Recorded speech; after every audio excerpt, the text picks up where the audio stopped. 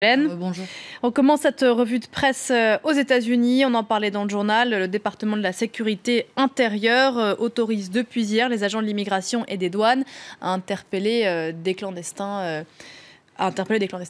Ces consignes de l'administration Trump résultent des promesses de campagne du nouveau président et concernent tous les sans-papiers, en particulier les délinquants et tous ceux qui se trouvent suspectés de constituer une menace potentielle pour la sécurité américaine, à l'exception des clandestins arrivés enfants aux États-Unis.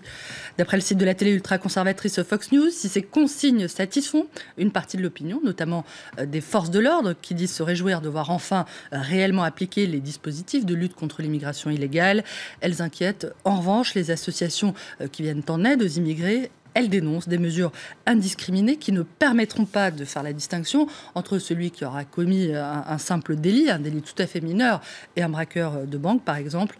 Des mesures susceptibles de créer du désordre, d'arracher des parents à leurs enfants et de semer la peur au sein de nombreuses familles, je cite. Des mesures largement critiquées par la presse américaine. The Washington Post, qui évoque un plan cruel qui va provoquer des déportations en masse, revient notamment sur les efforts pour tenter d'empêcher l'entrée sur le territoire américain de mineurs non accompagnés, qui pourraient se traduire par des poursuites contre les parents qui auraient payé des passeurs. La dissuasion est un but juste à condition d'être conduite de façon humaine. Mais en l'état actuel des choses, l'administration Trump va surtout déchirer des familles et nuire à des gens qui vivent en paix aux États-Unis, accuse le journal. Le plan de Donald Trump est un assaut contre les valeurs américaines, fustige The New York Times.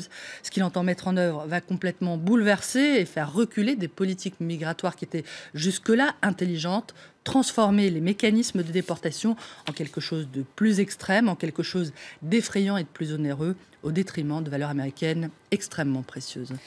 Beaucoup de réactions également ce matin, à la fois dans la presse arabe et israélienne, après la condamnation à 18 mois de prison du soldat franco-israélien Elor Azaria, reconnu coupable d'homicide pour avoir tué un Palestinien blessé. C'était à Hébron.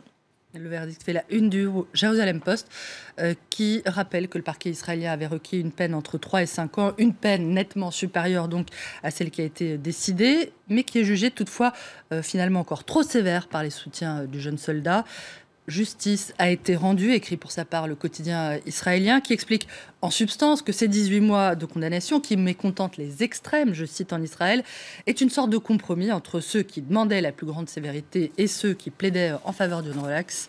Du côté de la presse arabe, c'est le mécontentement qui domine, à l'image de ce qu'écrit Al-Arabi Al-Jadid, pour qui la condamnation d'Elor Azaria équivaut à une récompense attribuée à un soldat présenté comme un assassin de Palestiniens. Je cite le quotidien Pan-Arabe, basé à Londres, voit dans la décision de la justice israélienne la confirmation que le meurtre de Palestiniens relève d'une politique systématique et injustifiée de l'État hébreu, un feu vert à la politique de liquidation de sang-froid des Palestiniens, je cite.